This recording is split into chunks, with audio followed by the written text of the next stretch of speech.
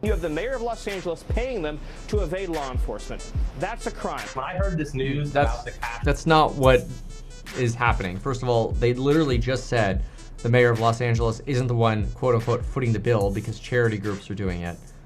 Also, it's not being paid to evade law enforcement. It's receiving money so you could survive, which makes sense because here's the thing. Our politicians have screwed us as Americans. Look at this stat right here. About 75% of construction laborers in Los Angeles are immigrants. Nearly half of those are undocumented. What's on screen, by the way, here, Camarillo? This is where I go bowling. This is where I fly. Camarillo is 15 minutes away from me. All these attacks against ICE agents, totally unacceptable. But what's being shown here, these protests, these attacks against, what a lot of people call fascism, are really the result of decades of politicians lying to Americans and immigrants, saying that come to America, and if you follow our laws, whether you come here legally or illegally, eventually you'll be able to get citizenship. Eventually you'll be fine. And politicians have essentially enabled this process of turning a blind eye, both Democrats and Republicans, to this massive immigration issue, which is now evidenced by the fact that, half of the construction workers in Los Angeles are undocumented. Now, Los Angeles is also a sanctuary city, but this idea that people are now being rounded up because of their color of the skin is problematic because it's also not constitutional. Imagine if you were born here or you're someone who has citizenship and you get rounded up because of the color of your skin. That's inappropriate. And that's exactly why a federal a judge just issued an order stopping these raids. And we can actually see their ruling and look at some of the components of their ruling. So in their ruling, the judge argues from the Central District of California, federal judge, this is a temporary restraining order that they've implemented, mind you. So 2 temporary restraining orders, one providing access for people who are detained, the right to confidential phone calls with immigration assistance groups or attorneys, or both, as well as the requirement that reasonable suspicion be used to ascertain that somebody is indeed an illegal immigrant before just arresting people because they look like a Mexican or whatever, which is highly unconstitutional. So in the brief here, the judge cites previous case law suggesting that what you need are articulable facts. So basically specific things that you could reference to say, here is why we believe we are going to stop this person because we have reason to believe that they are an illegal immigrant. I gave an example of this earlier. I'll give you a quick recap of an example. When I worked in law enforcement as a volunteer for 3 years, we were on the road once. So I'm sitting in, I always like to call it the co-pilot seat in the car. We get a call out that there's a man who just held up a barber shop with a gun or brandished a firearm in some form of an argument in a barber shop. The male suspect was fleeing on foot from Davie Road westbound towards Nova University at 9 p.m. at night, which usually you don't have a lot of people around at that time, wearing a black hoodie and black pants, and they're about 5'9" tall. The car that I was in was on one of the roads adjacent to Nova University, and sure enough, within about 30 seconds of the call, we see somebody who matches that exact description. 5'9", black hoodie, black pants, and the officer driving hops the curb, drives right in front of the individual, lights on, gun drawn, window down, points the gun at the individual, hands up, takes him to the ground, pats him down, clears him. Wrong guy. The reason I share this story is because it gives us an understanding of what a reasonable suspicion is, because most of us don't know about the 3 criminal justice standards in law enforcement. You can have a casual encounter, which is really where an officer just walks up to you and asks you questions. You're not required to answer those questions. Certain laws do have requirements that you identify yourself, which is different from, it could be stating your name, which could be different from providing an ID, but really topic for a different video. Then there's a reasonable suspicion standard, which is an example like the one that I gave you, where here's somebody at a time where we have facts to suggest that somebody matching this description has a gun and was willing to brandish it. based on information that we're getting either from calls or video or whatever dispatch is receiving. That's enough to give an officer reasonable suspicion to stop and detain somebody, but only for the length of the encounter. Now, after, like, you can't pat this person down and go, he doesn't have a gun.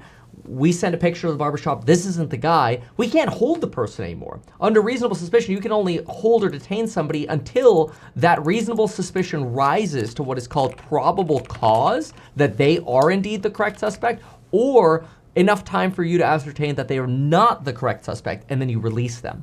So reasonable suspicion requires a lot more evidence than just a hunch. Like, you can't apply this to everyone. Like, let's pull over everybody walking east or westbound now towards Nova University.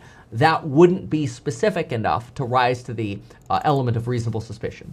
So this is really important here, because in this case, or in this ruling, the judge essentially outlines that you need to have specific intelligence that you can actually say, hey, here's why we stopped that individual. We have a photo of them being a rapist. This is what their description is. They have tattoos on their shoulder. We know they're illegal. We know they're undocumented. We know they're a criminal, whatever.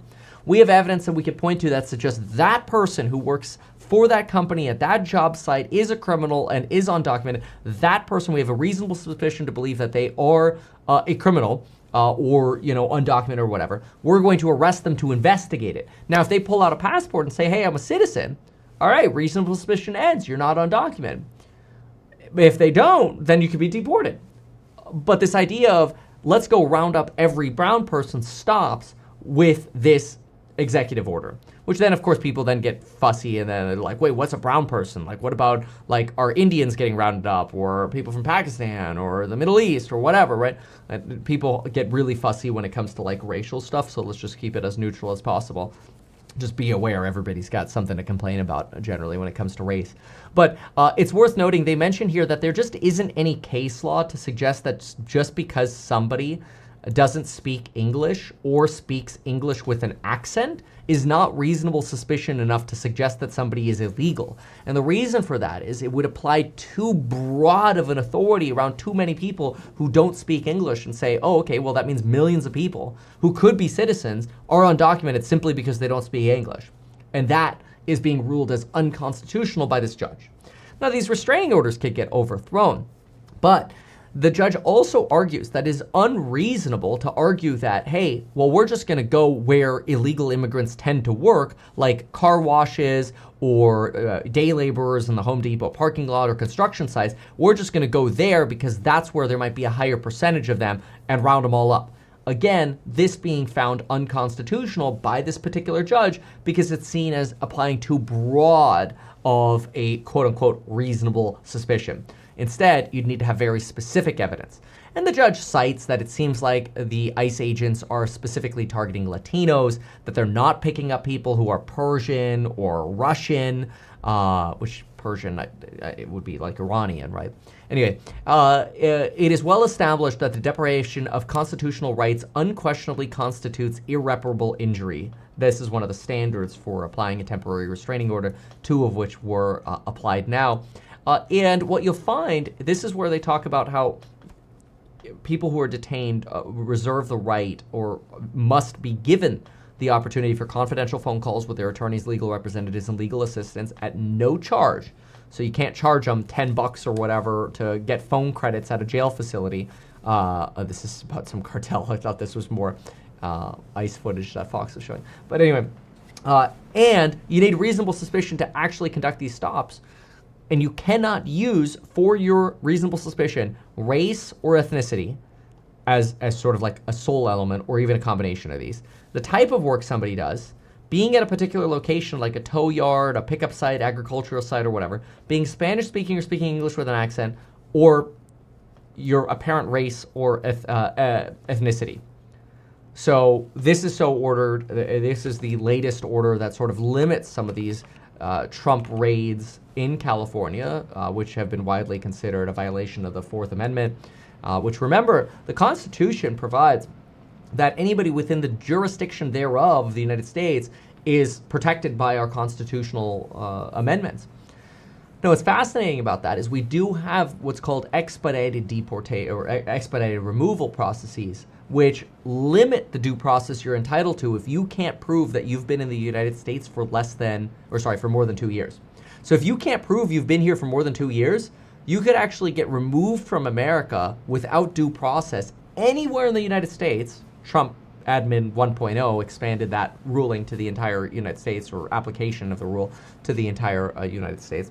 So anywhere in the United States, ICE can pick you up, and if you can't prove you've been here for less than 2 years, you may never see an immigration judge. Now, there's an argument like, is that actually constitutional? But it's been going on since even the Obama days, though in the Obama days and even George Bush days, it was typically within 100 miles of the border and for a more limited duration, at one point as low as just 2 weeks. Of course, the Department of Homeland Security argues that, hey, like, we're just arresting murderers and MS-13 gang members, pedophiles, and rapists. And again, this is where a judge responds and says, okay, well then you should have plenty of reasonable suspicion that you could articulate why you were specifically picking up one person. Going around and just picking up 100 Mexicans because they're from Mexico is a violation of our Constitution. And it's actually one that I disagree, I totally agree with, that like it is a violation of the Constitution. I personally think we need, and I even pitched this when I ran for governor in 2021, we need a comprehensive legal immigration process. If you want to tell everybody the border's sealed now, we're not giving anybody else immigration who's coming in, fine, then set that standard. But you need to deal with the people who are here that were misled for decades by our politicians. And going up rounding everybody up just because they look Mexican is just retarded. And yeah, I'm going to use that word because I think it's disgusting. So, like here, lead plaintiff of the lawsuit says he and coworkers were sitting at a bus stop waiting for their ride to a construction job when armed mass agents in plain clothes poured out of several unmarked vehicles and ran towards them, grabbed and handcuffed them before ever asking for identification, was arrested, detained for 3 weeks, and now is facing deportation. Again, like, there's not even a, hey, are you Jose Gonzalez III to verify your reasonable suspicion that, oh, you were the person we were looking for. It's, you look like an illegal. Out! That's messed up. So anyway, that gives you a little bit of a breakdown of what's going on here. And I guess if anybody's concerned about it, we can always end it with the usual. Make sure to get life insurance in as little as 5 minutes by going to metkevin.com/life. Paid sponsor of the channel, you can get life insurance in as little as 5 minutes. Apple Pay, Android Pay for it. Super easy to do. I think the younger you are, the cheaper it is for you to sign up for it usually, and it's probably a good idea to look up. Check it out at metkevin.com/life. That's MET, kevin.com/life. Cool. Very well. Let's look at some of the comments here. So somebody writes, hold up, so it's okay to hire and promote by race, gender, or sexual preference, but not stop somebody for asking for your papers? Where do you make up that? Like, do you just like pull this shit out of thin air or something? Like, who says it's okay to hire based on race, gender, or sexual preference?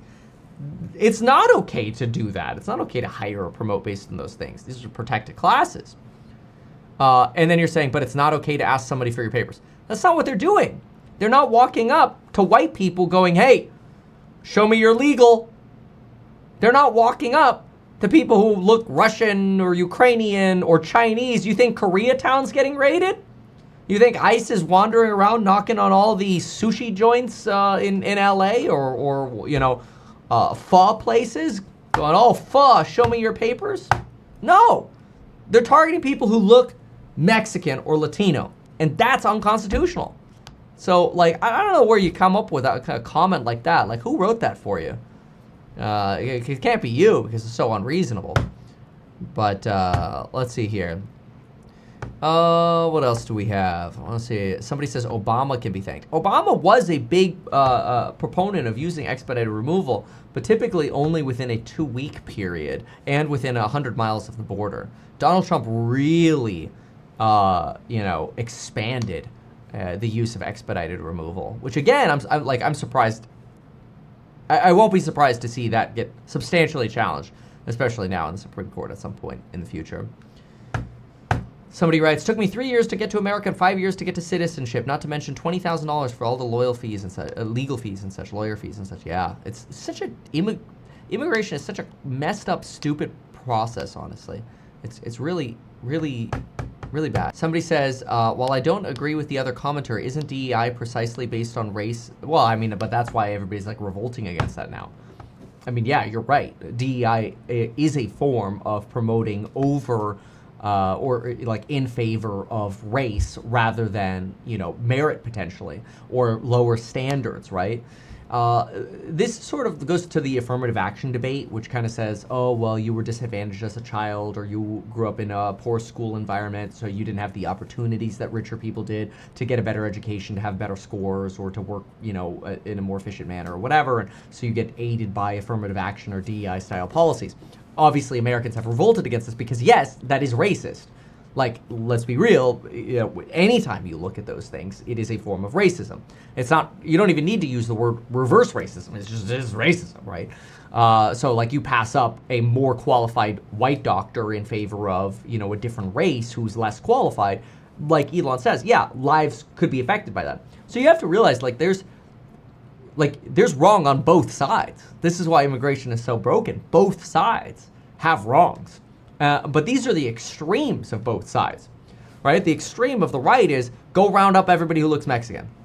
The extreme of the left is only promote people who have lower scores to be doctors and save people's lives because we need racial equality. That is, you know, above and beyond the statistical equality in a particular community. For example, you know, should 50% of all doctors be one race and 50% be of another race if in that neighborhood the population is made up of 90% one race and 10% the other, right? So, like, what's your definition of equality? So this is where you can see there are the extremes of both the left and the right. Why not advertise these things that you told us here? I feel like nobody else knows about this. We'll try a little advertising and see how it goes. Congratulations, man. You have done so much. People love you. People look up to you. Kevin Paffrath there, financial analyst and YouTuber. Meet Kevin. Always great to get your take.